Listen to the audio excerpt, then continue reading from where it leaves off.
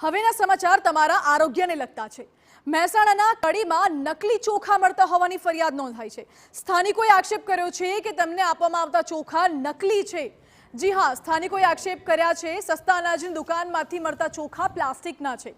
સ્થાનિકોએ કહ્યું છે કે જ્યારે ચોખાને ઝીણવટપૂર્વક સાફ કર્યા ત્યારે તેમાં ભેળસેળવાળા ચોખા નીકળ્યા અને તે પ્લાસ્ટિક જેવા હોવાના આક્ષેપો છે। જ્યારે ચોખાને રાંધવામાં આવ્યા તો પાણીમાં તરવા લાગ્યા અને ચોખા ખાધા તો પ્લાસ્ટિક જેવો અહેસાસ થયો। તેમના મુજબ આ ચોખા કડીના ચબૂતરા ચોક પાસે સસ્તા અનાજની સરકારી દુકાન પરથી લીધેલા છે, જ્યાંથી અવારનવાર ભેળસેળવાળા ચોખા અપાય છે। સાંભળો હવે કે સ્થાનિકો શું આક્ષેપ કરી રહ્યા છે।